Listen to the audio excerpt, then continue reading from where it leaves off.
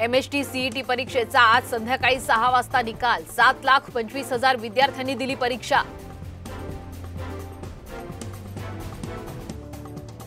राज्यात पुढील 2 दिवसात जोरदार पावसाचा इशारा। आज मराठवाडा, मध्य महाराष्ट्राला पावसाचा येलो अलर्ट। कोकणालाही मुसळधार पावसाचा इशारा। मुंबई गोवा महामार्गावर प्रवाशांची वाहतूक कोंडीतून सुटका नाहीच। माणगाव इंदापूर बायपासचं काम अपूर्ण असल्याचा फटका। छत्रपती संभाजीनगरातील जायकवाडीच्या पाणीसाठ्यात 1.5% वाढ। मात्र जिल्ह्यात अपुऱ्या पावसामुळे अजूनही काही ठिकाणी टँकरद्वारेच पाणी पुरवठा। तब्बल 24 वर्षांनी बलकवडी धरणातील शिवकालीन मंदिरांचं दर्शन। धरण कोरडं पडल्यानं मंदिर पाहण्यासाठी पर्यटकांची गर्दी। राज्यात काही ठिकाणी पेरणीला वेग। 3 दिवसात 31,000 हेक्टरवर पेरणी। सोयाबीन पेरणीकडे शेतकऱ्यांचा कल।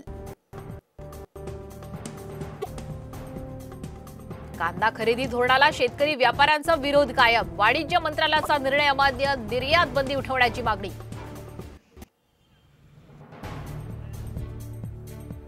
केंद्रीय मंत्री प्रतापराव जाधवांकडून बुलढाणा जिल्ह्यात नुकसानीची पाहणी।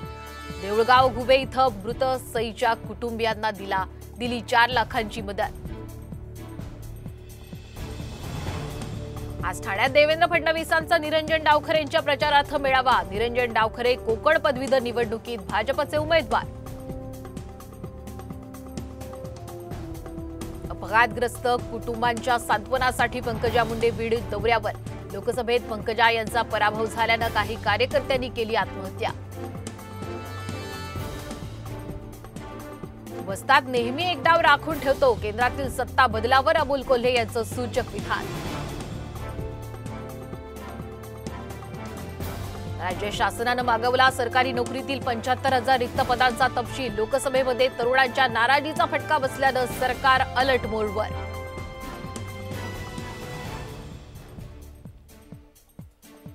पौष्टिक बदामांचं फुटपाथवर पॅकिंग। नवी मुंबईतल्या APMCत अनधिकृत कारखाने। सोशल मीडियावर व्हिडिओ व्हायरल।